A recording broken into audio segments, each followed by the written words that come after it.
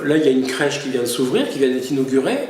Elle est à 470 mètres de l'antenne. Vous allez mettre votre enfant dans une crèche. Donc c'est vraiment des enfants très jeunes, voilà. Et qui vont avoir une antenne qui porte à 25 km alors qu'elle est à 470 mètres de la crèche. Regardez en Suisse, par exemple. En Suisse, c'est truffé d'antennes.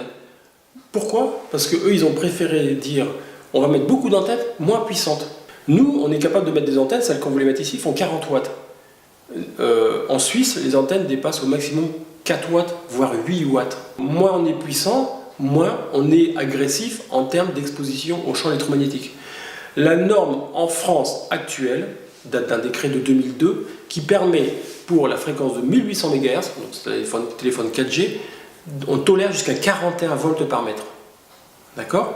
Là, il y a une recommandation du Conseil de l'Europe qui date de 2011, 11 mai 2011, qui dit 0,6 volts par mètre, voire même 0,2 volts par mètre. Mais là maintenant, on demande à Free, comme à SFR, comme à tout le monde, de ne plus avoir de zone blanche sur l'ensemble du territoire, 99% à peu près. Le but, c'est de mettre le moins d'antennes possible, mais très puissantes, parce que celle qu'on devait mettre ici à Saint-Méon avait une portée de 25 km, dans un rayon de 1000 mètres. Alors là, forcément, faut pas y habiter, quoi. D'ailleurs, est-ce que vous allez acheter une maison dans un village, alors qu'à moins de 200 mètres, vous avez une mâture de 45 mètres?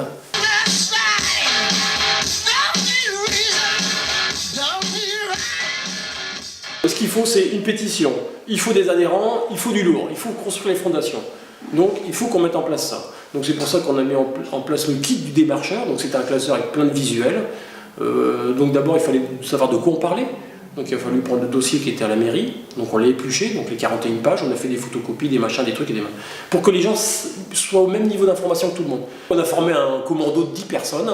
Et ils sont tous partis avec leur bulletin d'adhésion, leurs affiches, leurs trucs et les machins. On a une vraie mobilisation du village. On a quand même derrière une association qui réunit presque 500 adhérents.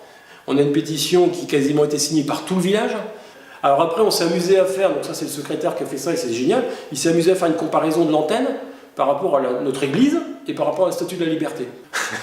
On parle que de ça. Moi, je me lève le matin, je pense à ça. Au boulot, parfois, je pense un peu trop à ça aussi. Le soir, on a du mal à dormir parce qu'on pense beaucoup à ça.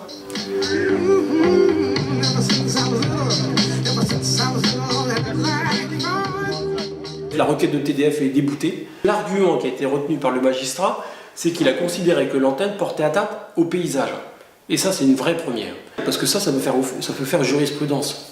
Vous imaginez que là, maintenant, cette décision qui a été obtenue grâce à Saint-Méon pourrait être utilisée dans le sud de la France, partout, par rapport à l'article R 111-14, je crois, du Code de l'urbanisme, et l'article 11 du PLUD, voilà. Donc c'est énorme.